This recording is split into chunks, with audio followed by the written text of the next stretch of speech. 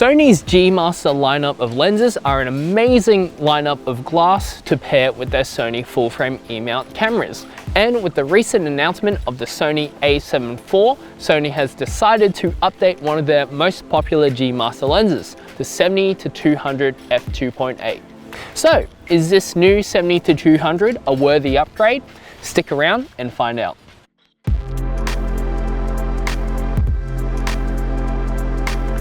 In today's video, we'll be looking at this new 70-200 G Master F2.8 Mark II from Sony. We'll be checking out its new features and improvements over its predecessor before having a little bit of a shootout between this, its predecessor, and another competing telephoto lens for the Sony full-frame E-mount system. We'll then be wrapping it up with some final thoughts. And remember to stick around for details about this week's giveaway. The FE 70-200 G Master F2.8 Mark II is an updated version of the already popular 70-200 F2.8 from Sony for their full-frame E-mount system. So what's improved with this lens? First of all, it is a lot lighter. This shaves almost 450 grams from its predecessor, now weighing just over a kilogram. So it makes it really nice for those long shooting days. And another thing that's really keeping in theme with the rest of their current G Master series is the inclusion of a dedicated aperture ring on the lens. So for all of you video shooters out there, this is really nice for manually controlling your aperture directly on the lens. But of course, if you just wanted to control the aperture from your camera, you can always switch the lens to A and control it directly from your camera. Or if you wanted to lock the iris completely, on the bottom of the lens is an iris lock switch. Speaking of switches, this lens has a lot of switches, 6 in total in fact. Although this may look a little bit daunting to some people, they're actually really intuitively laid out, with the top 3 being your focus control, the bottom 2 being your optical image stabilization control, and the very bottom, of course, as I mentioned before, being the iris lock. Like the previous 70-200, this is an internal zoom lens, so it keeps it a nice consistent size all throughout its zoom range, which is really good for keeping this lens relatively compact, and it's also really good for when you balance this lens on a gimbal. Although the internal elements may shift around a little bit, it does mean with the internal zoom that you're not getting too much of different weight distributions throughout your zoom range. And of course, it's got those customizable buttons on the barrel of the lens. Something else that I've noticed that's really nice with this new 70-200, it's a small touch, but it's a nice touch, is the inclusion of a bit of rubber on the front of the hood. We've seen this on some other telephoto lenses, but it's really nice to see it here for some extra added protection when you're shooting with this on long days. On top of all these additional features, this lens also has some improved weather and dust resistance thanks to better sealing on all of the vulnerable points of the lens. So you can take this out shooting on those tough long days when you're outdoors and be confident that it won't ruin your lens. Going inside the lens, this lens features the new Quad XD linear motors for focusing. The original 70-200 F2.8 already had amazing focusing speeds, but with these new Quad XD linear motors, this lens boasts 4 times faster autofocus when paired with a Sony E-mount body. With these new focus motors, you also get some focus breathing compensation and focus shift reduction. This lens features a new glass configuration which helps shave weight and retain edge-to-edge sharpness in all of your images. So inside this lens, we have a new XD element, a new aspherical element, and an ED aspherical element. And now it is 17 elements in 14 groups instead of the previous 23 elements in 18 groups.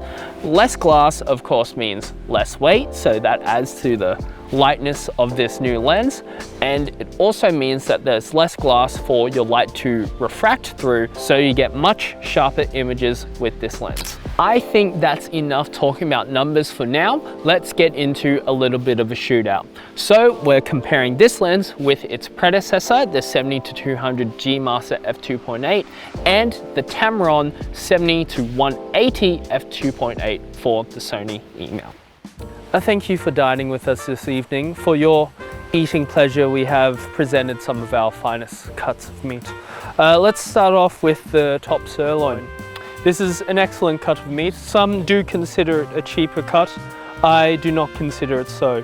If you season this right and pair it with the right flavors, then this will truly shine through.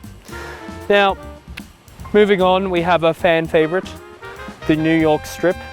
This is a very lovely cut, reliable, pairs well with anything that you put it with, and is really, really flavorsome. But if you want the height of luxury, we have the top of the line.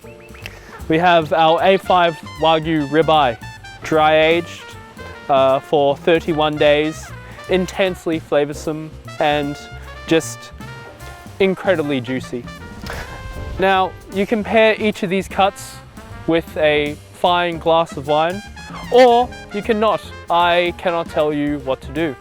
But regardless, we will be pairing them against each other and seeing how they perform. Looking at the Tamron 70-180 first, this is admittedly a light lens. It's actually a little bit lighter than the 70-200 G Master Mark II, coming in at only 800 grams. The autofocus performance on the Tamron was pretty good, and its close focus in manual was pretty impressive as well, being able to go in as close as 30 centimeters to your subject, but this was only with manual focus.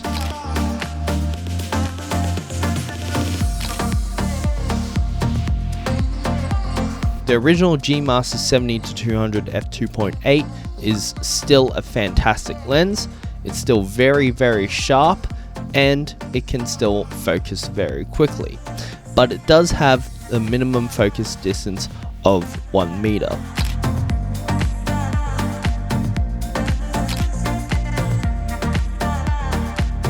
The 70-200 G Master Mark II was amazing in all respects. It had really, really fast autofocus, and it could close focus at 40 centimeters even while using autofocus. I actually felt really spoiled by this when I was using it and getting some up close shots. In fact, it tripped me out a little when I was moving from this to other lenses and trying to get up close shots.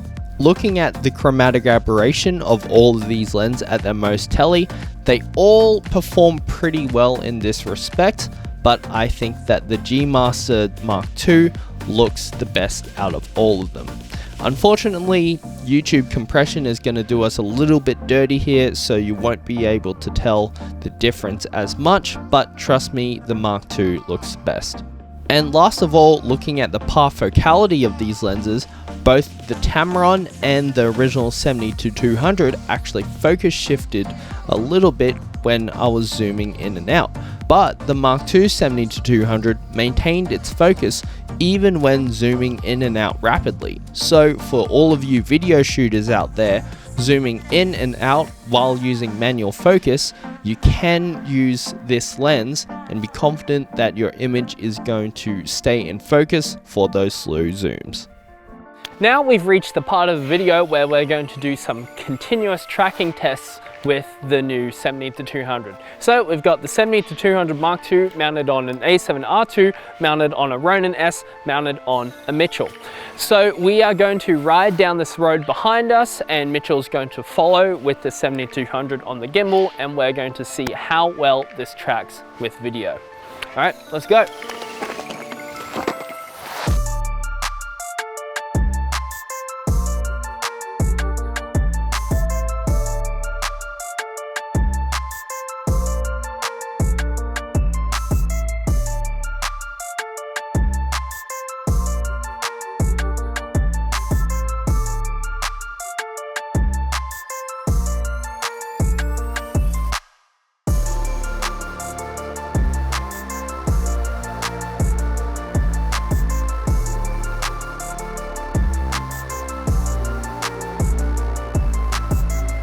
Before we move on with the video, we are doing another giveaway. We're giving away some sweet George's merch. So we've got shirts, hoodies, and beanies, all with that super cool George's logo. And we've got them in both children's and adult sizes. All you need to do to be in the running to win some of these sweet merch is to be subscribed to this YouTube channel, make sure that you've liked this video, and you comment down below zoom. Also make sure that you're following us on Instagram because the winner will be announced there.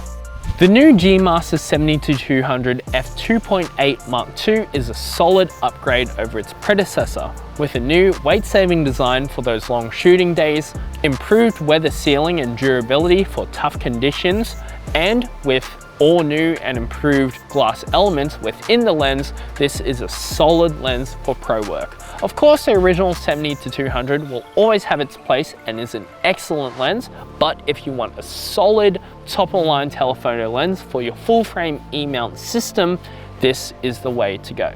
So what do you guys think? Do you think this lens is better than the other lenses that we've shown today? Let us know in the comments down below. If you need any more information about the products mentioned in this video, you can find them linked in the description.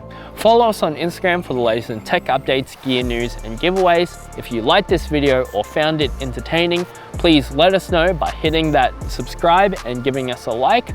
Thanks heaps for watching, and happy shooting.